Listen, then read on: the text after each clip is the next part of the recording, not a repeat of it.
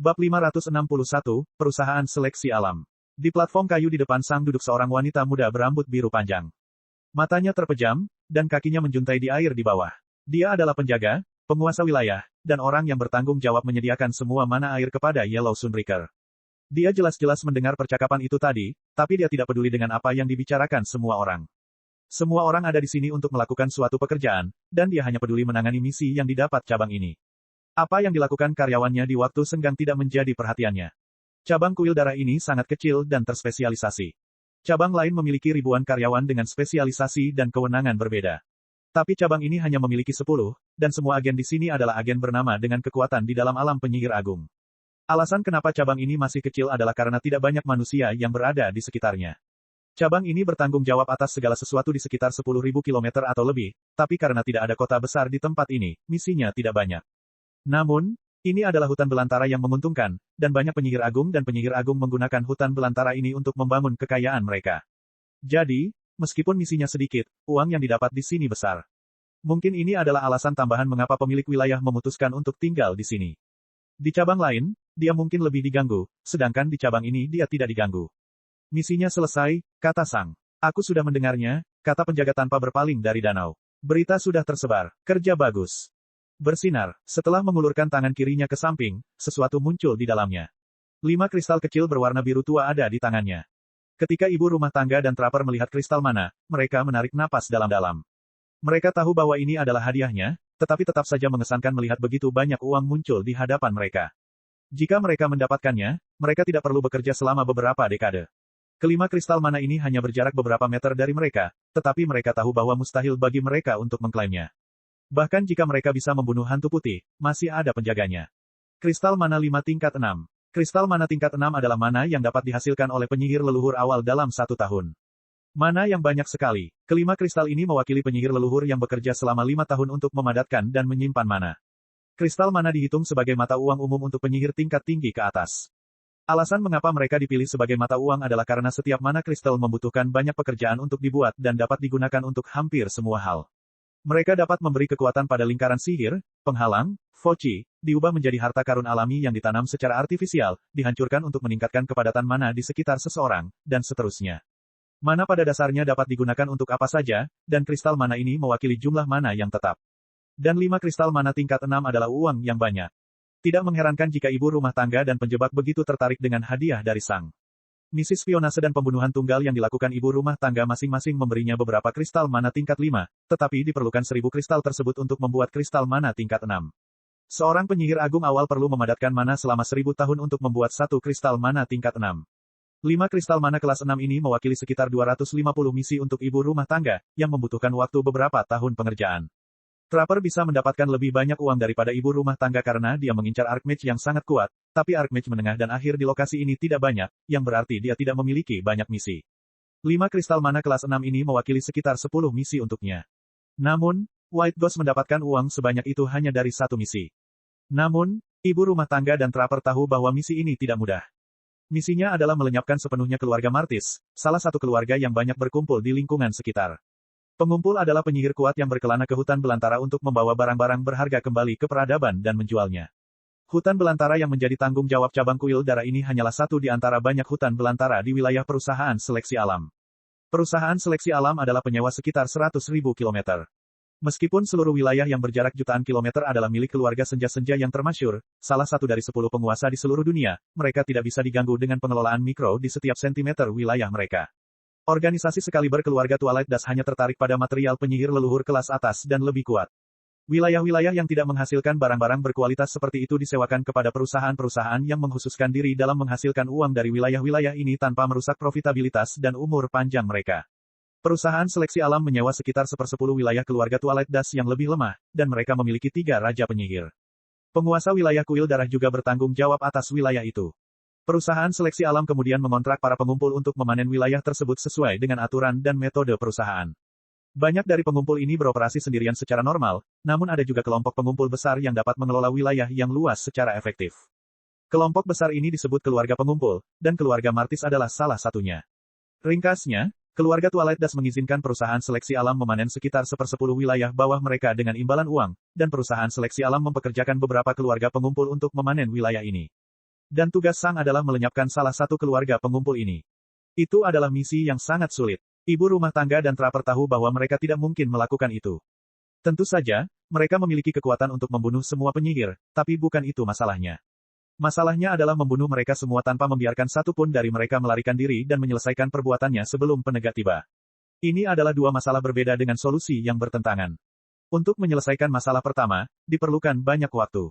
Untuk menyelesaikan masalah kedua, seseorang tidak dapat menggunakan banyak waktu. Selain itu, kemungkinan kematian jika agen gagal sangat tinggi. Seringkali, agen hanya bisa mundur jika misi mereka gagal, tetapi kali ini tidak. Kali ini, kegagalan berarti penegak hukum telah tiba, dan itu hanya bisa berakhir dengan kematian agen. Penegak hukum adalah orang-orang yang bertanggung jawab mengelola semua keluarga pengumpul yang berbeda dan menegakkan peraturan perusahaan seleksi alam. Keluarga pengumpul seharusnya bekerja sama, bukan melawan satu sama lain, dan penegak hukum bertindak sebagai bentuk polisi. Penegak hukum dipekerjakan langsung oleh perusahaan seleksi alam, dan setidaknya mereka semua adalah penyihir agung akhir. Trapper mungkin bisa menjatuhkan enforcer jika dia mendapat kesempatan untuk mengikuti salah satu dari mereka selama beberapa minggu dan menyiapkan penyergapan, tapi dia akan langsung mati jika tidak ada persiapan. Ibu rumah tangga juga akan mati. Dan Sang, hal yang sama. Sang bisa mengalahkan penyihir agung awal dengan nyaman, tapi penyihir agung menengah akan menimbulkan masalah besar baginya. Archmage terlambat hanya akan membunuhnya. Jadi, meskipun Sang telah menerima banyak uang hari ini, dia pasti mendapatkannya.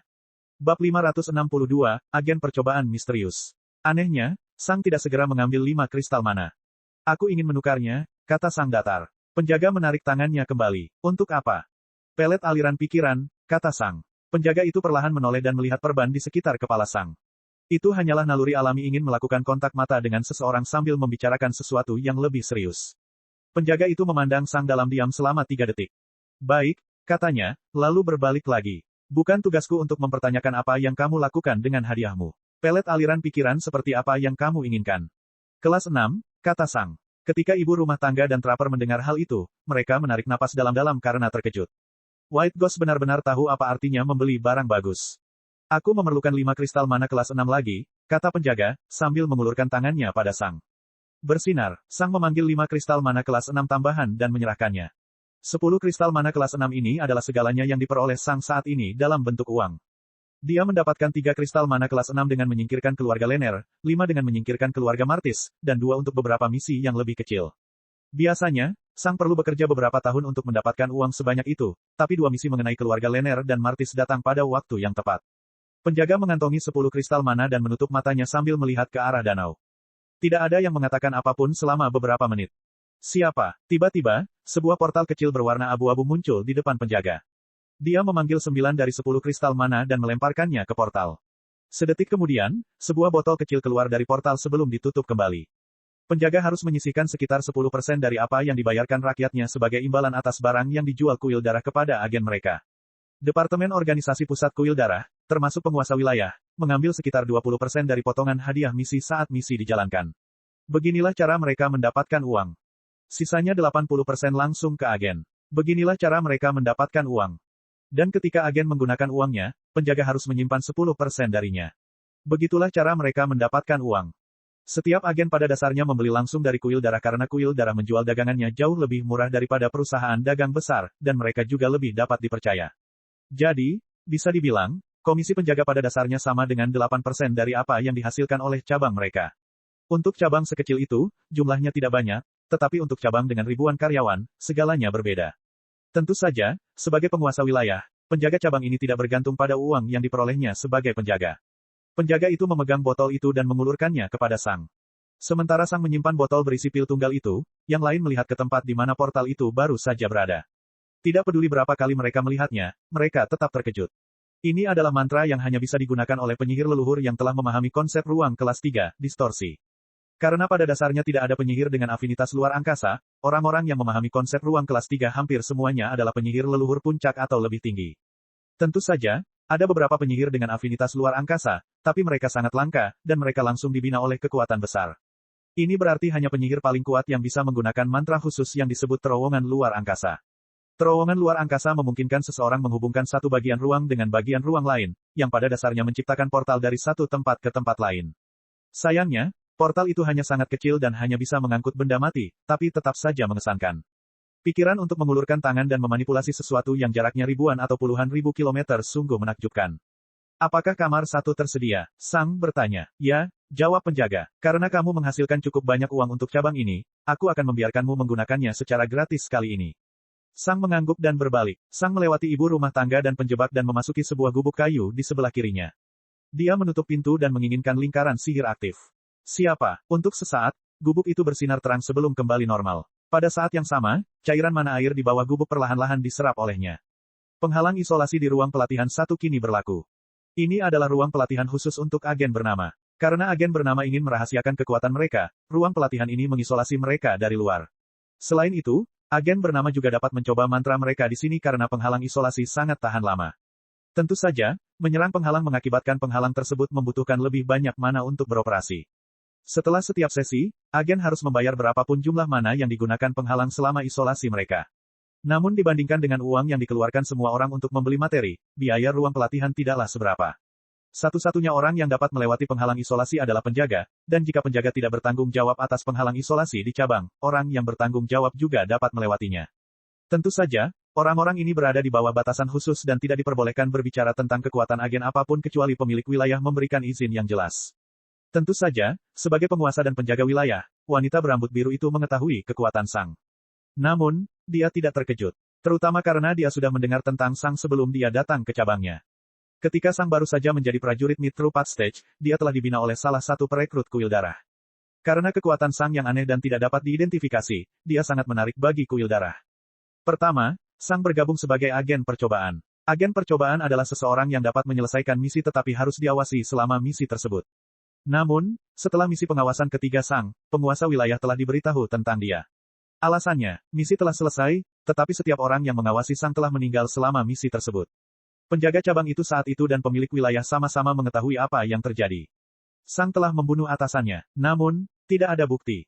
Semua orang pada dasarnya tahu bahwa itu adalah Sang, tetapi dia sangat pandai menyembunyikan jejaknya sehingga penjaga pun tidak dapat membuktikan bahwa itu adalah dia. Penjaga itu cukup frustrasi dan marah, tetapi mereka juga dapat melihat bahwa ini adalah kualitas luar biasa yang harus dimiliki seorang agen. Membunuh orang dan tidak ketahuan, bukankah itu sebenarnya yang dimaksud dengan kuil darah? Jadi, penjaga menghubungi pemilik wilayah, yang membuat keputusan mengenai masalah tersebut. Sang akan dipromosikan dari agen percobaan menjadi agen saja. Dengan begitu, mereka tidak akan kehilangan lebih banyak orang. Setelah beberapa dekade, keberhasilan Sang dalam menangani misi yang sangat sulit kembali menarik perhatian pemilik wilayah. Dia ingat bahwa Sanglah yang membunuh para supervisor. Hari itu, dia memutuskan untuk mempromosikan Sang menjadi agen bernama dan memindahkannya ke cabangnya. Dia ingin tahu apa yang sangat ingin disembunyikan Sang dan menghentikannya membunuh lebih banyak orang. Sebelumnya, Sang selalu berlatih di luar, jauh dari cabang. Tapi di sini, dia tidak bisa berlatih di luar lagi karena terlalu berbahaya. Jadi, Sang terpaksa berlatih di dalam kecuali dia ingin meninggalkan kuil darah atau mati. Akhirnya, Sang terpaksa berterus terang tentang alasan dia bersembunyi. Dia memiliki kedekatan senja. Ini menyangkut penguasa wilayah. Jika dia memiliki Twilight Affinity, mengapa dia tidak menjadi anggota keluarga Twilight Dust? Setiap orang dengan Twilight Affinity bisa langsung masuk ke Twilight Dust Family. Tidak ada alasan untuk tidak masuk. Dan kemudian, pemilik wilayah mendapatkan jawabannya. Sang bukanlah seorang penyihir. Sebagai tuan penyihir, penguasa wilayah telah mendengar tentang pembersihan bertahun-tahun yang lalu, dan dia memahami mengapa seorang pejuang ingin menghindari organisasi salah satu orang yang bertanggung jawab membunuh semua prajurit. Setelah berbicara sebentar, penguasa wilayah memastikan bahwa dia hanya akan memberitahu atasannya dengan izinnya dan bukan dengan izin orang lain. Dengan Sang menjadi satu-satunya yang memiliki kekuatan seperti itu, dia terbukti sangat berharga bagi kuil darah. Begitulah cara Sang sampai di tempat ini. Bab 563, Pelet Aliran Pikiran. Setelah memasuki ruang pelatihan, Sang berjalan ke tengah. Dia secara khusus memilih kamar satu karena ukurannya. Ruangan lain hanya lebarnya sekitar 2 meter, cukup bagi seorang mage untuk bermeditasi. Anehnya, banyak penyihir lebih suka bermeditasi di ruangan yang lebih kecil karena lebih mudah dan murah untuk meningkatkan kepadatan mana di atmosfer. Kamar satu lebih besar dengan lebar dan tinggi sekitar 5 meter, dan dirancang untuk menguji mantra. Tentu saja, para penyihir yang benar-benar menguji mantra mereka di ruangan ini harus berhati-hati karena mantra mereka akan menimbulkan kerusakan lebih dari sekedar area seluas 5 meter. Tapi untuk itulah mana shield ada. Sebagai seorang pejuang, Sang membutuhkan banyak ruang untuk berlatih karena dia akan mengayunkan pedangnya.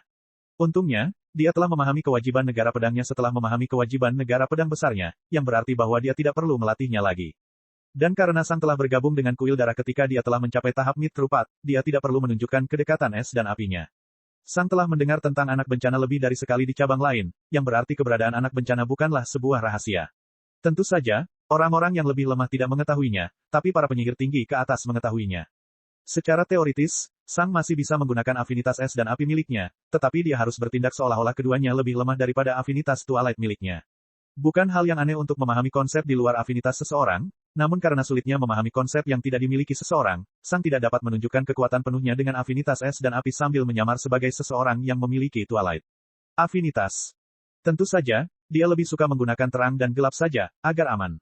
Sang memanggil botol yang didapatnya dari penjaga dan mengeluarkan pilnya. Pil kecil ini bernilai 10 kristal mana tingkat 6. Selama 40 tahun terakhir, Sang telah berusaha menemukan cara untuk menggabungkan keempat imposnya. Dia telah menghabiskan begitu banyak sumber daya, dan dia juga pernah bertarung dengan 3 Mid Archmage sebelumnya. Perkelahian ini sangat mematikan dan berbahaya, namun Sang membutuhkan inspirasi. Namun, bahkan setelah 40 tahun, 3 pertarungan yang sangat berbahaya, dan segudang sumber daya, Sang masih belum memahami perpaduan tersebut.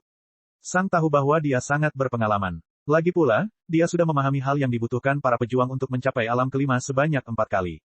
Selain itu, dia telah mengerahkan segalanya untuk memahami perpaduan ini. Tapi dia masih belum bisa memahaminya. Ini berarti Sang sedang mencoba memahami sesuatu yang sangat sulit dipahami untuk levelnya. Ketakutan Sang ketika ia baru berusia 80 tahun terbukti benar. Saat itu, dia takut umur panjangnya mungkin tidak cukup untuk mencapai alam kelima, itulah sebabnya dia mengerahkan segalanya untuk pelatihan. Dan dia benar, Sang telah meninggalkan area 23 sekitar 150 tahun yang lalu, yang berarti dia berusia sekitar 310 tahun saat ini. Jika dibandingkan dengan seseorang dari bumi, Sang saat ini berusia akhir 60-an. Dia sudah terhitung sebagai orang tua. Kebanyakan Archmage mencapai level mereka di usia 200-an. Masih ada beberapa yang berhasil mencapai alam Archmage di usia 300-an, tetapi mereka lebih banyak jumlahnya. Ada penghalang pola pikir tertentu yang menghentikan orang. Orang yang bersedia mengerahkan segalanya akan dengan mudah memahami konsep tingkat 2 di usia 200-an, 300 jika orang tersebut sangat bodoh. Jika seseorang belum mencapai alam kelima sebelum mencapai usia 300 tahun, mereka akan dipandang sebagai pemalas. Misalnya, agen bernama tertua di cabang ini berusia 370 tahun, tetapi mereka sudah menjadi penyihir agung akhir. Mereka telah mencapai alam penyihir awal ketika mereka baru berusia 220 tahun. Adapun orang yang membutuhkan waktu paling lama untuk mencapai alam kelima di cabang ini. Itu adalah Sang. Faktanya, Sang adalah orang tertua keempat di cabang ini dan memiliki level terendah. Tapi dia yang paling pekerja keras, dan dia jelas bukan orang yang tidak berbakat. Memahami fusi itu sangat sulit. Sang mempersiapkan dirinya secara mental untuk mengonsumsi pelet aliran pikiran. Pelet aliran pikiran adalah sejenis obat yang mempercepat proses berpikir seseorang sekaligus melemahkan fokus dan konsentrasi. Intinya, ini berarti bahwa pikiran seseorang akan lebih cenderung bereksperimen dengan hal-hal baru sambil berpikir lebih cepat dari biasanya. Pelet aliran pikiran sering digunakan sebagai pengganti untuk mendapatkan inspirasi dengan melakukan pertempuran berbahaya. Namun, Mind Flow Pelet harganya cukup mahal. Pelet aliran pikiran tingkat 6 dirancang untuk digunakan oleh seseorang di alam penyihir leluhur. Tentu saja, 10 kristal mana kelas 6 untuk orang seperti itu tidaklah banyak, tapi kita harus mengingat satu hal. Pelet aliran pikiran hanya bekerja selama 5 jam. 5 jam setelah mengkonsumsinya, pikiran orang tersebut akan kembali normal. Jadi, jika seseorang ingin memanfaatkan perubahan pola pikirnya, mereka perlu membelinya dalam jumlah besar. Sayangnya, Sang hanya mampu membeli 1. Ini bukan pertama kalinya Sang mengonsumsi pelet aliran pikiran, dan itu juga alasan mengapa penjaga memandangnya seperti itu ketika dia mengatakan padanya bahwa dia menginginkannya lebih banyak. Sang telah mengonsumsi lebih dari 2000 pelet aliran pikiran dalam 40 tahun terakhir, tetapi pelet tersebut merupakan pelet kelas 5. Sang telah mengonsumsi lebih dari 80% pelet aliran pikiran yang dikonsumsi seluruh cabang. Tidak ada yang menggunakan sebanyak itu. Saat ini, penjaga curiga bahwa pelet aliran pikiran tidak akan membantu Sang lagi. Namun, Sang membeli pelet aliran pikiran tingkat 6 hari ini, yang bernilai sebanyak 1000 pelet aliran pikiran tingkat 5. Dengan kekuatan tambahan dari pelet aliran pikiran tingkat 6, Sang berharap bahwa dia akhirnya bisa memahami perpaduan dari imposnya. Sang menarik napas dalam-dalam, dan kemudian, dia mengkonsumsi Mind Flow Pelet. Bab 564, Bodoh. Saat Sang mengonsumsi pelet aliran pikiran, dia merasa sekelilingnya terdistorsi. Sang merasakan konsentrasinya ditarik ke tempat-tempat acak di ruangan itu sementara pikirannya menganalisis segala macam hal mengenai tempat yang sedang dia lihat dengan spirit sense-nya. Sang telah berada di bawah pengaruh pelet aliran pikiran sebelumnya, namun yang sebelumnya bahkan tidak sekuat yang ini. Dia tahu bahwa dia harus mengalihkan perhatiannya ke imposnya, tapi itu tidak semudah itu. Saat ini, Sang merasa seperti orang asing di dalam tubuhnya sendiri, berteriak pada tubuhnya untuk fokus pada sesuatu yang spesifik dari balik dinding kaca kedap suara. Pikirannya tidak mendengarkannya saat ini, dan setelah beberapa saat, Sang lupa apa yang harus dia lakukan. Pelet aliran pikiran tingkat 5 sudah dioptimalkan untuk seseorang di alam penyihir, dan bagian yang penting adalah pikiran mereka. Pikiran Sang hanya berada di puncak alam penyihir sejati, dan sudah sangat mengesankan bahwa dia berhasil mempertahankan kendali atas pikirannya dengan pelet aliran pikiran tingkat 5. Tapi kelas 6 berada pada level yang sama sekali berbeda. Pelet aliran pikiran ini dioptimalkan untuk orang-orang di dalam alam penyihir leluhur. Jarak antara penyihir sejati puncak dan penyihir leluhur sama dengan jarak antara penyihir sejati puncak dan binatang zona. Sesuatu seperti ini bahkan bisa mempengaruhi pikiran Zonebis. Sang telah menunggu begitu lama untuk membeli pelet aliran pikiran kelas 6 ini secara khusus karena dia tahu itu akan berisiko. Tidak ada bahaya bagi nyawa atau pikirannya, tapi akan tetap mengerikan jika Sang secara efektif melemparkan 10 kristal mana kelas 6 keluar jendela. Ini berarti kerja keras bertahun-tahun tidak ada gunanya. Dan sepertinya saat ini, itulah yang akan terjadi. Namun, apa yang harus dia lakukan? Mempertaruhkan nyawanya tidak berhasil. Membeli 1 ton pelet aliran pikiran tingkat 5 tidak berhasil. Dia harus mengambil risiko. Sang memiliki beberapa pemikiran ini, tetapi sebagian besar pikirannya hanya berfokus pada hal-hal acak. Setelah memusatkan perhatian pada titik acak di dinding untuk waktu yang terasa seperti selamanya, pikiran Sang terfokus pada penghalang isolasi di sekelilingnya. Untuk waktu yang sangat lama, dia hanya memikirkan tentang penghalang isolasi. Sang bukan lagi seorang pemula dalam lingkaran sihir, dan dia dapat memperoleh beberapa informasi dari penghalang isolasi setelah melihatnya selama berminggu-minggu. Tingkat penghalangnya masih jauh melampaui dirinya, tapi Sang bisa melihat beberapa bagian yang tidak penting dan kecil. Saat ini, pikiran Sang telah benar-benar kehilangan kendali, dan bahkan kesadaran serta kemauannya hanya terfokus pada hal-hal acak. Akhirnya, Sang bosan dengan penghalang itu, dan pikirannya mencari sesuatu yang menarik. Ia sudah melihat ke gubuk itu. Ia sudah melihat penghalangnya. Dan, itu saja, itu semua yang ada di dalam ruangan. Akhirnya, pikiran Sang terfokus pada tangannya saat dia menggerakkannya di depan perban di kepalanya. Sepertinya dia mencoba melihat tangannya. Memaksakan, fusi, kekuatan. Pada saat itu, kepala Sang bergerak menghadap pedang yang baru saja berbicara. Memaksakan, fusi, kekuatan, ulang SWOT. Memaksakan, fusi, kekuatan. Memaksakan, fusi, kekuatan. SWOT mengulangi ketiga hal ini untuk waktu yang terasa seperti selamanya. Paksakan, fusi, kekuatan, akhirnya Sang mengulangi. Setelah itu, SWOT berhenti berbicara saat Sang menjadi orang yang mengulangi ketiga hal ini berulang kali. Sang memikirkan tentang imposnya. Sebuah perpaduan, ya. Memaksakan, fusi, bodoh, kata Sang linglung setelah beberapa saat. Mereka sudah menyatu. Dan kemudian, Sang fokus pada pedang saat dia menggerakkannya di tangannya. Selama berminggu-minggu, Sang hanya fokus pada pedang. Pedang sangat menarik. Dia bertanya-tanya bagaimana cara kerjanya. Waktu berlalu. Akhirnya, Sang meletakkan pedang ke samping dan mengusap kepalanya. Pikirannya menjadi semakin kacau sampai tidak lagi masuk akal. Sang mengertakkan gigi saat dia mencoba fokus pada pikirannya. Setelah beberapa saat, kekacauan mulai mereda, dan Sang dapat berpikir rasional lagi.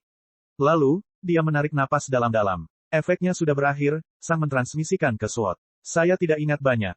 Kau mengatakan sesuatu, kata SWOT pada Sang. Aku berhasil mengarahkan pikiranmu pada imposmu, dan kamu mengatakan sesuatu yang aneh. Kamu bilang mereka sudah menyatu. Wajah Sang tidak menunjukkan reaksi apapun, tapi pikirannya menjadi liar setelah mendengar kalimat itu. Sang tidak hanya membuang kata-kata yang diucapkannya di bawah pengaruh pelet aliran pikiran kelas 6 ke samping. Bagaimanapun juga, ini adalah dia yang berbicara ketika sedang berada di bawah pengaruh zat penambah pikiran. Baru 4 jam berlalu sejak Sang meminum pelet aliran pikiran, namun rasanya seperti berbulan-bulan baginya. Namun, selama 4 jam ini, Sang berhasil menemukan apa yang selama ini dia cari. Sebuah jalan ke depan, para impos sudah menyatu. Sang berdiri dan mulai berlatih dengan mengayunkan pedangnya. Sang menggunakan keempat negara secara bergantian, tapi dia tetap tidak menggunakan kemampuan api atau esnya. Mereka sudah sama, ulang Sang dalam benaknya. Waktu berlalu. Dan sekitar 4 minggu kemudian. Sepertinya aku mengerti, pikir Sang ketika kegembiraan menguasai dirinya untuk pertama kalinya dalam beberapa dekade. Saya dapat melihatnya. Dalam benak Sang, gambaran 4 lingkaran besar yang bersebelahan muncul. Setiap lingkaran mewakili salah satu imposnya. Imposku bukan milik mereka sendiri.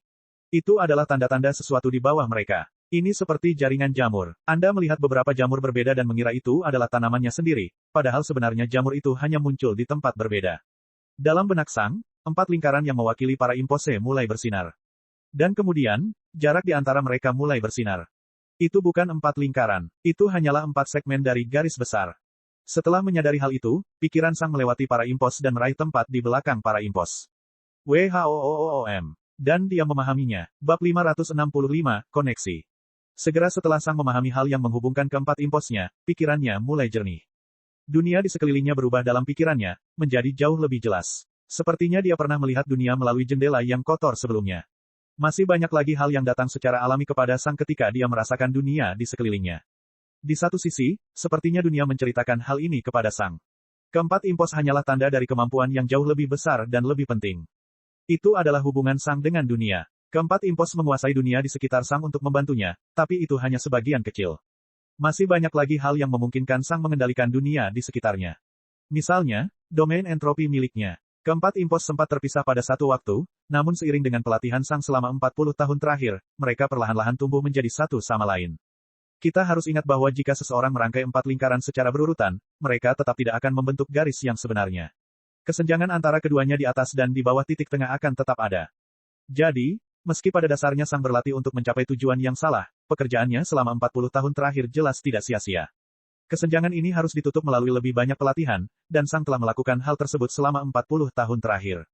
Dengan keempat imposnya yang terhubung bersama untuk menciptakan satu koneksi dengan dunia, Sang merasakan kendalinya atas dunia semakin kuat. Mana di sekelilingnya belum pernah terasa sejelas ini sebelumnya. Sang menenangkan diri di dalam dan menyerap mana yang padat di dalam gubuk.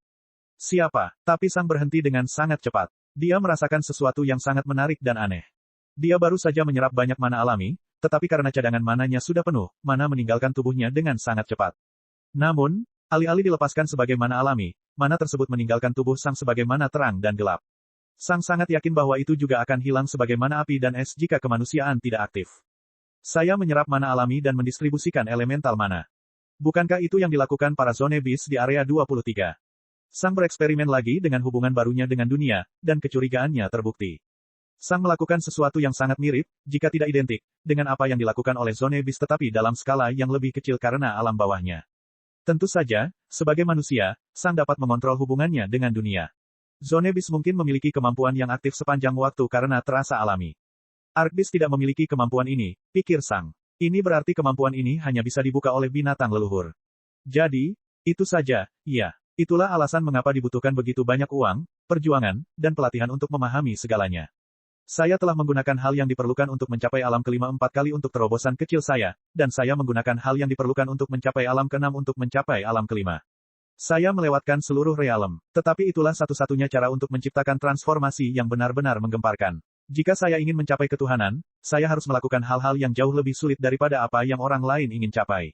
Untuk prajurit normal, metode teoriku untuk mencapai alam kelima bisa disebut tahap impose karena bergantung pada pemahaman impose. Dan alam ke-6 bagi pejuang normal yang menurut teoriku bisa disebut tahap koneksi dunia. Tapi itu tidak masalah. Para pejuang tidak lagi berhubungan denganku. Saya akan mencapai alam kelima yang berbeda. Yang jauh lebih kuat. Meskipun imposku tidak pernah benar-benar terpisah, sebagian besar pelatihanku masih tentang menggali hubungan tersembunyi di antara mereka. Selain itu, karena aku bukan lagi seorang pejuang tetapi sesuatu yang terpisah, aku juga akan menggunakan kata alam alih-alih panggung untuk level masa depanku. Karena itu, alam kelimaku akan menjadi alam penggabungan. The Fusion Realm adalah sesuatu yang hanya milik saya. Tidak ada orang kedua yang menapaki jalan ini. Akulah satu-satunya. Setelah memutuskan nama realm masa depannya, Sang memutuskan untuk bereksperimen dengan kemampuannya terhubung dengan dunia. Sang melepaskan serangan normal. Kemudian, Sang melepaskan serangan saat menggunakan impose. Serangannya sekitar 3 kali lebih kuat dari serangan normalnya dengan kecepatan yang sama. Terakhir, Sang menghendaki dunia di sekitarnya menggunakan seluruh kekuatannya dalam serangan. Bersinar. Begitu Sang menghendakinya, semua mana di dalam gubuk kecil itu memasuki pedangnya dalam sekejap. Itu hampir seperti mana yang diteleportasi ke dalamnya. Seluruh gubuk menjadi kehilangan mana dalam sekejap. Lalu, Sang menebas ke depan. WHOOOM. Udara di sekitar Sang bergetar saat tebasan itu terjadi dalam waktu kurang dari sekejap. Saat tebasan selesai, ledakan mana kegelapan dan cahaya keluar dari pedang Sang, menyebar ke sekeliling. Namun, karena mana kegelapan dan mana cahaya berlawanan, keduanya dengan cepat bercampur untuk menciptakan mana alami lagi. Jumlah mana Sang yang sama yang diserap sebelumnya kini dilepaskan ke sekitarnya lagi. Mana yang dirilis tidak memiliki kemampuan menyerang, tapi kekuatan sebelumnya tidak bisa diremehkan. Ketika Sang menebas ke depan dengan semua mana di dalam pedangnya, sepertinya semua mana telah terpecah menjadi komponen-komponennya masing-masing, dan ketika itu terjadi, kekuatan luar biasa dilepaskan. Dan ketika mana meninggalkan tubuhnya, mana itu menyatu kembali. Meskipun jumlah energi di dalam ruangan belum berkurang, serangan Sang masih 2 kali lebih kuat dan 2 kali lebih cepat dibandingkan dengan impose. Inilah kekuatan hubungan Sang dengan dunia. Ini adalah kekuatan alam fusion. Tentu saja, Sang belum benar-benar mencapai alam fusion. Dia baru saja membuka kunci pintu. Sekarang, dia harus benar-benar melangkah melewati pintu. Penjaga, saya siap untuk maju ke alam kelima. Bab 566, Badai Gurun. Penjaga membuka matanya dan memandang ke kamar 1. Kamu telah menemukan apa yang kamu cari? Dia bertanya dengan datar. Ya, jawab Sang. Saya siap mencapai alam kelima. Penjaga tidak menjawab untuk beberapa saat. Orang pertama dengan jalan yang benar-benar terpisah dari sihir yang mencapai alam kelima sejak pembersihan, dia menyampaikan pesannya sambil tanpa sadar melihat ke depan. Sejarah akan segera dibuat. Sayang sekali tak seorang pun akan mengetahuinya. Sang menunggu instruksinya. Memajukan seluruh realem akan mengubah semua aliran mana di kilometer sekitarnya, dan ini adalah masalah karena Kam harus tetap dirahasiakan. Jika Sang memutuskan untuk maju ke kamar 1, dia akan menyerap terlalu banyak mana air di bagian bawah. Selain itu, terobosannya mungkin menarik perhatian Yellow Sunbreaker terhadap batu misterius yang terus-menerus mengeluarkan water mana. Namun, menerobos keluar markas akan sangat berisiko bagi Sang. Lagi pula, terobosannya mungkin menarik beberapa Archbeast kuat dan bahkan mungkin Ancestral Beast. Biasanya, orang-orang akan menerobos masuk ke dalam kota setelah memberikan sejumlah uang kepada penguasa kota atas ketidaknyamanan yang terjadi. Tapi agen bernama dari cabang ini dilarang keluar. Alasan utamanya adalah lokasi cabang yang dirahasiakan dan fakta bahwa penguasa wilayah ada di sini. Penguasa wilayah kuil darah adalah penjahat paling dicari di perusahaan seleksi alam, dan jika mereka menemukannya, mereka mungkin akan tiba bersama ketiga raja penyihir mereka. Sulit menemukan tempat yang cocok bagi Sang untuk mencapai alam fusion. Setelah berpikir selama beberapa detik, penjaga mengambil keputusan dan memberikan instruksi kepada Sang. Sang tetap berada di ruang pelatihan dan mempersiapkan mentalnya. Langkah selanjutnya adalah membuat biskor di pangkal lehernya. Untungnya, Sang telah menciptakan versi sempurna dari jalur mananya, dan dia telah menciptakan tempat yang bagus untuk biskor. Sang melafalkan mantra yang diberikan oleh seorang penyihir sejati padanya saat itu dan mempraktikkannya beberapa kali. Yang paling penting adalah Sang tidak melakukan kesalahan apapun selama terobosannya. Tok, tok, seseorang mengetuk pintu Sang, dan Sang berjalan mendekat. Penghalang isolasi dinonaktifkan, dan Sang keluar dari ruang pelatihan. Hei, hantu putih, sapa seorang pria muda berambut hijau. Dia memasang senyum karismatik. Penjaga memberitahuku bahwa aku akan menjadi pengawalmu untuk terobosanmu. Sang mengangguk dan melangkah melewati pria itu. Ini adalah agen bernama Badai Gurun. Desert Storm adalah satu-satunya agen bernama yang lebih tua dari Sang di cabang ini, dan dia adalah orang tertua kedua setelah penjaga. Dia juga salah satu dari dua penyihir akhir di cabang. Dibandingkan dengan sebagian besar agen bernama, Badai Gurun tidak pernah menunjukkan sifat aneh atau tidak menyenangkan. Ibu rumah tangga mempunyai masalah ini ketika dia terus-menerus berusaha membuat orang berkelahi, dan Trapper adalah seorang pemerkosa yang bangga. Agen bernama lainnya juga memiliki masalah mereka sendiri, namun Badai Gurun selalu tampak sangat tidak biasa karena kurangnya sifat yang tidak biasa. Saya rasa saya harus mengucapkan selamat kepada Anda, hantu putih, kata Badai Gurun sambil mengikuti Sang. Kamu sudah menjadi agen ternama sebagai penyihir tertinggi. Sebagai penyihir agung, kamu bahkan mungkin bisa melawan Putri Es sebentar. Ice Princess adalah agen bernama lain dari cabang ini dan seorang Mid Archmage. Sang tidak menjawab dan berjalan menaiki tangga menuju pintu keluar. Desert Storm kesulitan memulai percakapan dengan Sang, tapi dia tidak tampak gelisah. Sebaliknya, sepertinya Badai Gurun sedang berbicara sendiri sambil mengikuti Sang. Penghalang isolasi besar di sekitar cabang terbuka, dan mereka berdua melangkah ke dalam gua kecil di bawah Yellow Sunbreaker. Penghalang ditutup di belakang mereka, dan mereka menggunakan medali mereka untuk melewati akar besar Yellow Sunbreaker.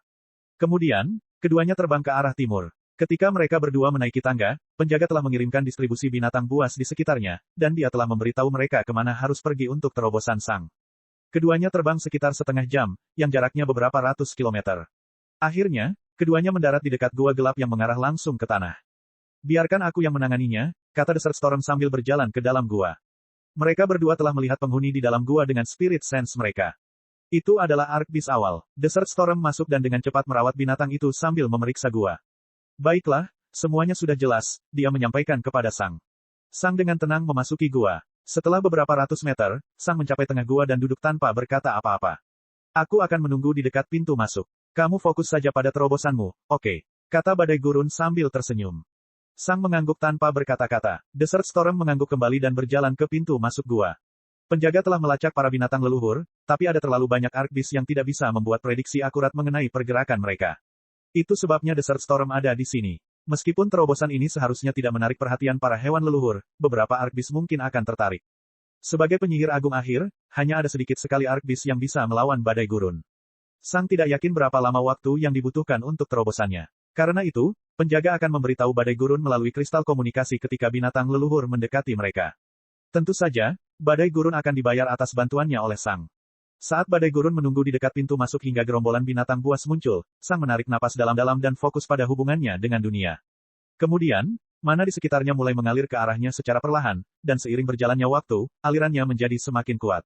Akhirnya, Sang merasa kemacetan telah pecah, dan semua mana di sekitarnya mulai memasuki tubuhnya dengan keras. Terobosan telah dimulai. Bab 567, Alam Fusi. Sang fokus pada tubuhnya saat mana di sekelilingnya memasuki tubuhnya dengan keras seperti banjir. Dia mulai memvisualisasikan hubungannya dengan dunia saat dia mencoba menarik lebih banyak mana. Akhirnya, Sang merasakan mana berinteraksi dengan tubuhnya dan mengubah banyak hal. Pada saat itu, Sang berkonsentrasi penuh untuk menghentikan apapun yang direncanakan mana. Dunia ingin membentuk kembali tubuhnya dan memajukannya ke alam berikutnya, tetapi Sang tidak akan memberikan kebebasan memerintah dunia lagi. Dia tahu apa yang dia inginkan, dan dia akan memaksa mana di sekitarnya untuk mengikuti perintahnya. Setelah beberapa waktu, mana di dalam tubuh Sang berhenti bergerak. Ketika itu terjadi, Sang merasa dia akan meledak. Sebelumnya, mana telah melewati tubuhnya seperti air melalui selang, tapi sekarang, Sang pada dasarnya menahan ujung selang sementara lebih banyak air mulai mengalir ke depan. Kemudian, Sang melafalkan mantra untuk membentuk kembali jalur mana miliknya. Dia sudah melakukan perhitungan sebelumnya, dan dia hanya perlu membacanya. Alih-alih menggunakan energi kehidupan dan mana miliknya untuk membangun Biskor, Sang menggunakan koneksinya dengan dunia untuk menggunakan mana asing di dalam tubuhnya. Itu sulit, tapi mana akhirnya mengikuti instruksi mantra. Semua mana mulai berkumpul di tempat sedikit di bawah tempat tulang selangkah Sang bertemu. Letaknya tidak tepat di dalam leher, tapi masih cukup dekat. Ada beberapa alasan mengenai posisi tersebut. Pertama-tama, Sang ingin membuat Biskor di tempat di mana dia akan mati jika dia terluka di sana. Sang telah terluka beberapa kali di bagian perut dan dada bagian bawah, dan jika dia menaruhnya di sana, pukulan itu akan berakibat fatal di masa depan. Jadi, sebaiknya letakkan Biskor di tempat di mana dia akan mati jika dia terkena.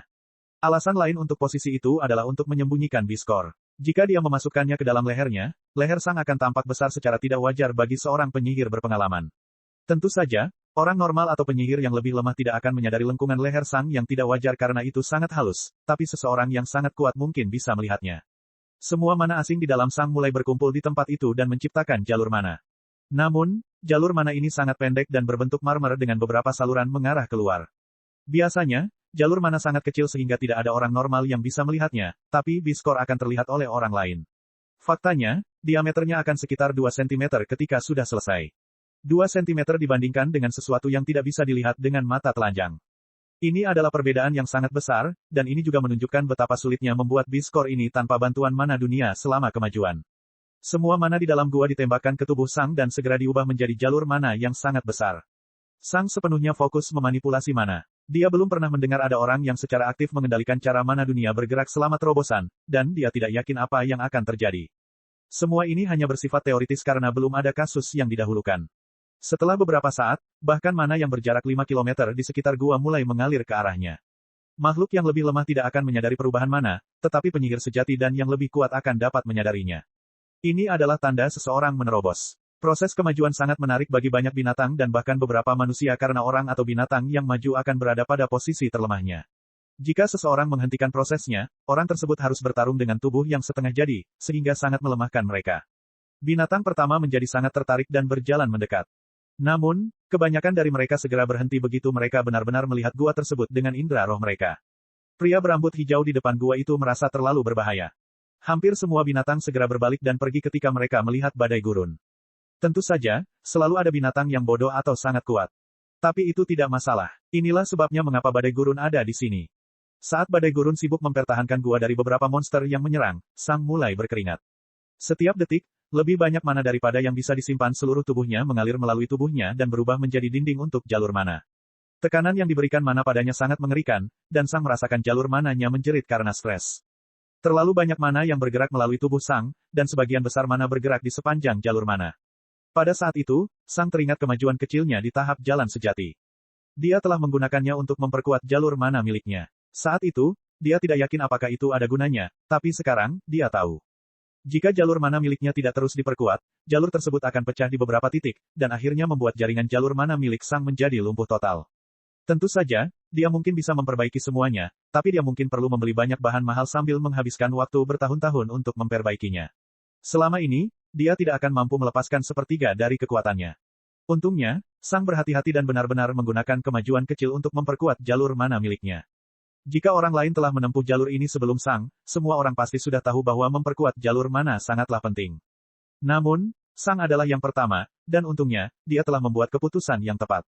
Jika seseorang memutuskan untuk mengikuti jalur Sang, Sang dapat memberitahu mereka apa yang perlu mereka waspadai, sehingga mempermudah mereka. Tentu saja hal itu tidak akan terjadi. Jalan Sang unik dan hanya miliknya. Ini bukanlah jalan seorang pejuang atau jalan seorang penyihir. Ini adalah jalannya. Sang tidak tahu berapa lama, tapi Biskor akhirnya muncul di dekat bagian atas dadanya. Butuh mana yang sangat besar untuk membangun Biskor ini. Benar-benar tidak nyata. Masih ada sisa mana yang berkeliaran di seluruh tubuhnya. Jadi, Sang memutuskan untuk memasukkan semua mana ke dalam Biskor barunya untuk mengisinya. Semua mana di dalam tubuh Sang mengalir ke Biskor, dan dalam sekejap, itu telah terisi penuh. Ada beberapa bagian mana asing yang tersisa di sekujur tubuhnya, dan Sang hanya mendorongnya ke dinding jalur mana untuk memperkuatnya sedikit lagi. Dan terakhir, Sang selesai. Biskor miliknya terisi penuh dengan mana cair, dan hal ini memberikan tekanan besar pada jalur mana Sang. Itu adalah hal yang bagus. Lagi pula, masalah utama mengapa tubuh Sang menjadi lebih lemah dari biasanya adalah kurangnya tekanan. Dengan Biskor memberikan begitu banyak tekanan pada jalur mana Sang dapat berkonsentrasi penuh untuk menggerakkan tubuh alih-alih menggerakkan dirinya sendiri. Sang telah melakukannya. Dia telah mencapai alam kelima. Alam fusi. Bab 568, pertanyaan kelima. Sang menarik napas dalam-dalam dan fokus pada spirit sense-nya. Begitu potongan mana asing terakhir keluar dari tubuhnya, sepertinya batasan telah dicabut dari pikiran Sang. Persepsinya langsung meluas hingga jarak 20 km, namun itu baru saja dimulai. Dalam sekejap, itu sudah mencapai ukuran yang dimiliki Archmage normal, 50 km. Dan kemudian, ia dengan mudah melampaui ambang batas itu juga. Mencapai 100 km, 150 km, 200 km. Dan kemudian berhenti di jarak 250 km. Spirit Sense Sang telah berkembang dari radius 20 km menjadi radius 250 km. Itu tidak bisa dibandingkan dengan sebelumnya lagi. Ini berada pada level yang sangat berbeda. Spirit Sense Sang dulunya 4 kali lebih lebar dalam satu arah di tahap jalan sejati dibandingkan dengan seorang penyihir tingkat tinggi, namun sekarang, di alam fusion, ia menjadi 5 kali lebih lebar dibandingkan dengan seorang penyihir agung. Implikasinya jelas sekali. Kekuatan relatif Sang terhadap alamnya tidak hanya tidak menurun, tetapi bahkan menjadi lebih kuat. Ketika Sang merasakan hal itu, dia merasa semuanya sepadan. Semua pengorbanannya, semua orang yang telah dia bunuh. Semua rasa sakitnya, segalanya tidak sia-sia. Inilah yang dia inginkan dalam hidupnya. Dia ingin menjadi makhluk terkuat yang pernah ada, dan dia sedang dalam perjalanan menuju tujuan itu. Melihat kerja keras seseorang membuahkan hasil yang besar setelah berpuluh-puluh tahun terasa sangat memuaskan. Aku sangat bahagia, pikir Sang. Selama 150 tahun terakhir, emosi Sang telah mengering sepenuhnya. Tidak ada kebahagiaan, kesedihan, kemarahan, atau hal serupa. Hanya jalan abadi menuju kekuasaan yang ada dalam pikiran Sang. Tapi sekarang, untuk pertama kalinya setelah sekian lama, Sang merasa bahagia. Inilah sebabnya dia maju. Untuk itulah dia hidup. Ini adalah panggilannya. Inilah tujuan hidupnya. Dia ingin menjadi seperti ini. Jadi bagaimana jika orang membencinya? Jadi bagaimana jika orang mengira dia adalah monster tanpa emosi? Lalu bagaimana jika seluruh dunia menolaknya? Jadi bagaimana jika semua orang di sekitarnya meninggal? Lalu bagaimana jika kehadirannya menimbulkan rasa sakit pada makhluk hidup di sekitarnya? Semua itu tidak penting. Ini adalah panggilannya, dan dia tidak mau berhenti. Pendapat dunia tidak penting. Inilah yang dia inginkan, dan dia tidak akan membiarkan siapapun mendorongnya keluar dari jalan ini. Setelah menikmati perasaan kepuasan dan kebahagiaan yang langka untuk beberapa saat, Sang memusatkan perhatian pada ingatannya. Benar saja, hal yang dia cari telah muncul. Dalam benak Sang, sebuah pemandangan muncul. Sang pirang dan muda dengan perut buncit berdiri di depan dewa, sambil menggaruk dagunya sambil berpikir. Dari sudut pandang luar, Sang saat ini dan Sang masa lalu tidak bisa dipisahkan lebih jauh lagi. Jika ada yang tahu bahwa sosok seperti hantu putih dengan hampir tanpa aura inilah yang akan berubah menjadi pemuda sehat ini. Perasaan itu tidak dapat digambarkan. Perubahannya terlalu besar. Bagaimana seseorang bisa berubah menjadi seperti itu? Apa yang harus terjadi hingga mengubah seseorang sedemikian parahnya? Untuk pertanyaanku yang kelima, kata Sang muda perlahan sambil memandang ke arah dewa. Dewa hanya menyeringai. Aku rasa aku tidak bisa menjadi kuat jika sendirian. Manusia tidak diciptakan untuk bekerja sendirian sepanjang waktu. Namun, sangat sulit menemukan seseorang yang bisa kupercaya. Jadi, untuk pertanyaan kelima saya, bisakah Anda memberitahu saya bagaimana saya bisa membedakan apakah seseorang dapat dipercaya atau tidak? Tanya Sang muda. Dewa hanya menyeringai. Tentu. Kemudian, Tuhan memberikan ceramah panjang lebar tentang apa yang harus diwaspadai terhadap orang lain. Seluruh adegan itu terlintas begitu saja di kepala Sang dengan kecepatan gila. Akhirnya, itu berakhir. Aku tidak bisa mengharapkan diriku yang dulu hanya menanyakan pertanyaan cerdas, pikir Sang. Pasti ada beberapa kesalahan dalam pertanyaan saya sebelumnya. Sungguh mengesankan bahwa tidak ada satupun kesalahan sampai sekarang. Saya rasa saya tidak bisa mengandalkan pertanyaan-pertanyaan ini di masa depan. Semakin jauh aku maju, semakin terputus dan tidak berguna pertanyaan-pertanyaanku di masa lalu. Sejujurnya, aku bahkan tidak yakin pertanyaan seperti apa yang kuharapkan. Jika aku bisa mengajukan pertanyaan lain kepada Tuhan sekarang, aku bahkan tidak tahu apa yang akan kutanyakan. Saya tahu di mana mendapatkan sumber daya. Aku tahu apa yang harus dilatih, agaknya. Saya tahu di mana mendapatkan musuh. Mungkin menanyakan lebih banyak tentang bagaimana sebenarnya kemajuan para penyihir bisa membantu karena itu akan memberiku referensi, tapi itu juga tidak akan berguna. Sepertinya pertanyaan-pertanyaan itu sebagian besar sudah kehilangan kegunaannya. Setidaknya masih ada hal lain yang berguna. Setelah memikirkan itu, Sang memasuki dunia batinnya dan melihat ke tablet batu. 50 tahun, iya, ucap Sang. Tablet batu tersebut menunjukkan bahwa Sang harus menjalani persidangan dalam 50 tahun ke depan. Saya kira Anda ingin saya mencapai puncak level saya saat ini, sama seperti terakhir kali, bukan? Sang bertanya. Saat itu, sebuah kata muncul di tablet. Ya, kalau begitu, sama seperti yang terakhir kali, kata Sang. Kemudian, beberapa biji besar terbang dari satu bagian dunia batinnya dan memasuki pedang. Pedang dengan cepat mencapai keadaan pedang kolosal lagi, dan untuk sesaat, Sang fokus pada pedang. Sepertinya menggabungkan impuls bukanlah cara untuk menggabungkan keempat negaraku menjadi satu, tapi setidaknya aku membuat beberapa kemajuan. Negara-negara pedang masih terpisah, tapi dengan koneksi Sang dengan dunia, serangan dari satu negara tidak akan terlalu melemah ketika digunakan di negara lain. Secara teori, Sang bisa menggunakan shock dalam keadaan pedang kolosalnya tanpa membuang seluruh mana miliknya. Itu tidak akan berguna seperti di Long Sword State miliknya, tapi itu cukup bisa digunakan. Sang meninggalkan dunia batinnya dan fokus pada dunia nyata lagi. Dengan pedang kolosalnya, dia berdiri. Kemudian, dia keluar dari gua. Dia telah masuk sebagai prajurit tahap jalan sejati. Tapi dia keluar sebagai Fusion Realm. Tidak ada kata yang bisa menggambarkan siapa Sang sekarang. Dia bukan seorang mage, tapi levelnya juga jauh lebih tinggi dari level seorang pejuang. Dia hanyalah urusannya sendiri. Dan itulah yang diinginkan Sang. Bab 569, Tegang. Sang meninggalkan gua dan berjalan ke pintu masuk. Desert Storm hanya duduk di dekat tepi pintu masuk, menunggu Sang. Tentu saja, dia telah menyadari bahwa Sang telah menyelesaikan terobosannya. Selamat, katanya sambil tersenyum sambil berdiri. Sang hanya mengangguk dan berjalan melewati Desert Storm tanpa menjawab. Saat ini, badai gurun lebih tertarik pada pedang Sang karena pedang itu telah berkembang pesat.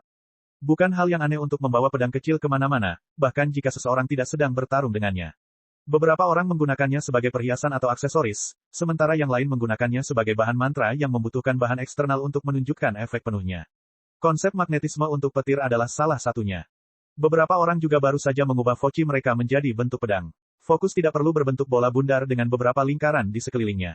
Namun, ada satu hal yang selalu sama. Fokusnya tidak terlalu besar. Dan sekarang, hantu putih tiba-tiba berjalan berkeliling dengan pedang raksasa yang panjangnya hampir 3 meter. Itu tidak biasa, tapi Desert Storm sudah curiga. Faktanya, dia sudah curiga ketika Sang menerobos. Ketika Sang menerobos, badai gurun belum merasakan pikiran hantu putih mencapai alam penyihir. Faktanya, dia merasakan pikiran hantu putih mencapai alam penyihir tinggi. Biasanya, ini bukanlah sesuatu yang aneh karena White Ghost dikenal terus-menerus menyembunyikan kekuatannya di depan semua orang. Dia selalu membuatnya tampak seperti pikirannya berada di alam puncak penyihir sejati. Itu jelas-jelas palsu. Namun, selama terobosan, seseorang tidak akan punya waktu atau konsentrasi untuk menutupi gejolak pikiran mereka dari orang lain. Namun fluktuasi White Ghost masih tetap sama, dan semuanya tampak seperti penyihir sejati yang mencapai alam penyihir tinggi. Satu-satunya perbedaan adalah lebih banyak mana yang masuk ke tubuh White Ghost. Terobosan seperti itu tidak dapat dipalsukan tanpa orang ketiga yang fokus memalsukan fluktuasi. Jadi, apa maksudnya ini? Satu-satunya penjelasan yang masuk akal adalah bahwa pikiran hantu putih telah mencapai alam penyihir tingkat awal, namun masuk akal hanya subjektif di sini. Bagaimana mungkin seorang penyihir sejati bisa membunuh penyihir agung awal? Itu hanya menyisakan satu kemungkinan, meskipun kemungkinan-kemungkinan itu menjadi kebenaran hanya sedikit lebih tinggi daripada percaya bahwa penyihir sejati puncak dapat membunuh penyihir agung awal. Hantu putih tidak mengandalkan pikirannya selama pertarungan, yang berarti dia bukanlah seorang penyihir. Namun, badai gurun masih belum bisa memikirkan hal itu. Mempercayai penjelasan-penjelasan ini sangatlah sulit. Tampaknya mustahil. Setelah berjalan melewati badai gurun, Sang berhenti. Berapa lama waktu yang kubutuhkan? Sang bertanya. Sekitar 4 jam, kata Desert Storm. Kesopanannya terasa lebih dibuat-buat dibandingkan sebelumnya. Sepertinya dia sedikit lebih khawatir dari sebelumnya. Desert Storm tidak yakin apa yang harus dia pikirkan tentang White Ghost saat ini. Dia selalu sangat menghormati White Ghost. Bagaimanapun, hantu putih berhasil menyelesaikan beberapa misi yang sangat sulit saat masih berada di alam penyihir tertinggi. Bakat dan kekuatannya mungkin 1 dari 1.000.000 di mata Desert Storm. Namun, dia bukan seorang mage. Desert Storm tidak tahu lagi apa yang harus dia pikirkan tentang White Ghost, yang membuatnya tidak yakin tentang tujuan dan tindakan White Ghost. Kita tidak perlu mengubah rute kita, Sang bertanya. Desert Storm mengerutkan alisnya dan menatap Sang. Setelah dua pertanyaan terakhir, Desert Storm menjadi semakin mencurigakan. Jelas sekali bahwa rahasia hantu putih akan terungkap selama terobosannya dan setiap orang yang mengawasinya akan menyadarinya. Dalam keadaan normal, pengawal White Ghost seharusnya sudah diberitahu sebelum misi dimulai untuk menghindari kesalahpahaman. Tapi Desert Storm belum diberitahu, dan wahyu mengejutkan ini datang dengan sangat tiba-tiba. Sepertinya tidak masalah apakah Desert Storm mengetahuinya atau tidak. Tidak, katanya perlahan. Untuk sementara, Sang hanya berdiri di sana. Desert Storm memandang Sang dengan mata sedikit menyipit. Entah kenapa, suasana terasa mencekam. Aku ingin tahu apa yang kamu lakukan, kata Sang pelan, hampir seperti dia sedang berbicara pada dirinya sendiri. Ketika Desert Storm mendengar itu, semua kecurigaannya terbukti. Dia langsung tahu apa yang akan terjadi sekarang. Siapa? Desert Storm segera mengaktifkan mana shield miliknya. Pada saat yang sama, light mana yang kuat keluar dari tubuh Sang, sepenuhnya mengisolasi penglihatan Desert Storm dan Spirit Sense dari dunia luar. Seluruh dunia tampak menjadi putih, dan Desert Storm segera mengaktifkan mana step. Tapi itu gagal. Mata Desert Storm membelalak ketakutan saat dia merasakan mana yang dia gunakan untuk mengeluarkan mana step tiba-tiba menghilang. Pada saat itu, badai gurun tidak sedang memikirkan Sang, secara mengejutkan. Tidak, gambaran penjaga muncul di benaknya. Apakah kamu serius? Aku bahkan tidak yakin apakah aku akan menjalaninya. Saya baru saja melihat opsi yang tersedia. Kamu tidak perlu langsung menyerang tenggorokanku. Apakah kamu benar-benar bersedia mengorbankan agen bernama terkuat kedua yang kamu miliki hanya karena aku melihat ke arah pintu keluar? Aku tidak bisa menghabiskan seluruh hidupku di kuil darah. Saya juga perlu memikirkan masa depan saya. Tapi kamu akan membunuhku hanya untuk itu. Aku bahkan tidak melakukan apapun. Bagi Desert Storm, jelas sekali bahwa penjaga bertanggung jawab atas hantu putih yang tiba-tiba menyerangnya. Tapi aku tidak akan mati begitu saja. Jika kamu pikir aku sudah menunjukkan kekuatan penuhku, kamu salah besar. Kamu ingin membunuhku. Bagus. Aku akan membunuh hewan kesayanganmu. Desert Storm segera menyiapkan badai mana steps. Dia merasa mana di sekitarnya telah berubah secara halus, dan naluri badai gurun memberitahunya bahwa ada batasan pada efek penekan dari langkah mana miliknya. Retakan. Tapi kemudian, mana shield milik Desert Storm retak, dan matanya terbuka lebar karena terkejut. Sesaat kemudian, seluruh tubuhnya hancur berkeping-keping. Cahaya di sekitar telah menghilang. Senja telah tiba. Bab 570, Kekuatan Baru. Tubuh Desert Storm meledak begitu senja menerpanya. Dalam satu serangan, Sang telah menghancurkan mana shield milik penyihir agung akhir. Senja sungguh kuat. Sayangnya, dalam keadaan normal, hampir mustahil untuk menyerang mage dengan senja. Jika Sang tidak mempunyai kesempatan untuk melepaskan senja, pertarungan akan memakan waktu lebih lama. Sang menyingkirkan pedang panjangnya. Untuk menembus mana shield milik Desert Storm, dia perlu membakar seluruh tubuh Sword secara efektif. Setelah itu, bongkahan mayat badai gurun mulai melayang di sekitar Sang, termasuk seluruh barang miliknya. Sedetik kemudian, tubuh Sang pun mulai melayang. Anehnya, Sang tidak berdiri di atas pedang sambil melayang. Setelah mencapai alam fusion, kendali yang dimiliki Sang terhadap sekelilingnya membuatnya mudah untuk terbang. Dia tidak perlu melepaskan ledakan es dan api untuk terbang lagi, dan dia tidak perlu menaiki pedangnya. Mulai sekarang, Sang bisa terbang dengan mengendalikan dunia di sekitarnya, sama seperti Archmage lainnya. Kemudian, Sang terbang menuju ke arah cabang kuil darah sementara semua barang milik badai gurun, termasuk mayatnya, mengikutinya. Kecepatan Sang sama cepatnya dengan kecepatan penuhnya saat berada di tahap puncak jalur sejati. Perbedaannya adalah Sang pada dasarnya hanya terbang ke depan dengan santai saat ini. Dia tidak menggunakan langkah hantu atau ledakannya, yang akan meningkatkan kecepatannya secara signifikan. Hanya dengan mengendalikan dunia di sekitarnya, Sang telah mencapai kecepatan yang sangat tinggi. Tapi itu tidak terlalu mengejutkan. Bagaimanapun, koneksi dunia ini adalah sesuatu yang hanya bisa dipahami oleh binatang leluhur. Ini adalah sesuatu yang hanya bisa dipahami oleh prajurit Peak Impose Stage sebelum menerobos ke World Connection Stage. Sedihnya, Sang tidak mungkin melihat kemajuan para prajurit. Dia hanya bisa berteori tahapan-tahapannya, tapi dia tidak bisa mempraktikkannya. Setelah terbang selama beberapa detik, mayat Desert Storm dan barang-barangnya tiba-tiba terlempar ke arah yang berbeda. Bang! Serigala biru melompat mundur saat tubuhnya dikelilingi oleh es yang kuat. Baru saja, beberapa benda telah menghantam tanah di depannya, dan ia bersiap untuk bertempur. Namun, tidak ada yang menyerangnya. Setelah beberapa saat, serigala memeriksa benda-benda yang jatuh ke tanah di depannya dan menyadari bahwa potongan mayat dan beberapa benda logam lucu tergeletak di sana. Serigala memeriksa sekelilingnya dengan Spirit Sense tetapi tidak menemukan musuh. Akhirnya, ia hanya memakan mayat, fokus, cincin luar angkasa, dan yang lainnya. Semakin banyak mana yang dimilikinya, semakin baik. Sang bahkan tidak berhenti saat dia terbang kembali menuju dahan. Setelah beberapa saat, dia berhenti dan dengan cermat memeriksa benda di depannya. Sunbreaker kuning. Sang tidak yakin apakah kemampuan koneksi dunia yang baru ditemukannya akan menarik perhatian Yellow Sunbreaker, itulah sebabnya dia berhenti sangat jauh. Bahkan setelah mencapai alam fusion, hampir mustahil bagi Sang untuk memperkirakan kekuatan Yellow Sunbreaker. Sang telah menjadi jauh lebih kuat, tapi dibandingkan dengan Yellow Sunbreaker, itu masih belum ada apa-apanya. Dia memeriksa Yellow Sunbreaker dengan sangat cermat dan bahkan tidak berusaha menyembunyikan spirit sense-nya. Setelah beberapa saat, Sang merasakan Yellow Sunbreaker kembali menatapnya. Spirit sense-nya bertahan di Sang sebentar, tapi Sang tidak merasakan bahaya yang datang darinya. Tampaknya dia sedikit tertarik. Saat ini, Yellow Sunbreaker merasa agak bingung. Itu seperti seekor singa jantan yang kuat dan besar sedang memandangi singa jantan lainnya. Namun, singa jantan lainnya hanya setinggi 5 cm. Singa jantan lainnya seharusnya menjadi musuh, tetapi tidak peduli bagaimana Yellow Sunbreaker melihatnya, singa jantan lainnya bahkan tidak bisa dianggap sebagai musuh atau ancaman. Itu aneh dan membingungkan. Akhirnya, Yellow Sunbreaker kehilangan minat pada Sang dan fokus pada hal lain lagi. Sang menghela napas dalam-dalam. Yellow Sunbreaker tidak mempedulikannya karena kekuatan mereka sangat berbeda. Sang terbang ke depan dan berhenti di depan akarnya. Kemudian, dia berjalan ke depan dan mengangkat akar itu dengan tangan kanannya. Akar raksasa itu bergerak, tapi jelas tidak mudah bagi Sang untuk memindahkannya. Dia harus menggunakan cukup banyak kekuatannya. Sang perlahan bergerak maju sambil menjaga akarnya tetap terangkat di atas dirinya. Itu tidak mudah, tapi dia berhasil. Dia sekarang bisa memasuki cabang tanpa perlu menggunakan medalinya. Jika ada yang melihat ini, mereka akan sangat terkejut. Akar ini sangat besar dan sangat padat. Bahkan penyihir leluhur pun tidak bisa mengangkat ini hanya dengan tubuh mereka.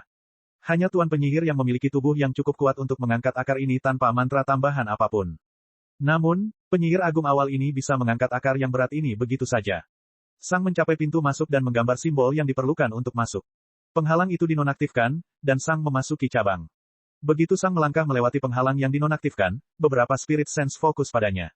Reaksinya sangat beragam. Ibu rumah tangga tertarik pada kenyataan bahwa hantu putih sekarang terasa seperti penyihir tingkat awal. Sebagai perbandingan, Trapper merasa terkejut. Hantu putih sudah merasa seperti ancaman kecil baginya sebelum terobosannya, tapi sekarang, hantu putih merasa seperti seseorang yang bisa membunuhnya dengan mudah. Perbedaannya terlalu besar. Sense roh penjaga tidak menunjukkan reaksi apapun.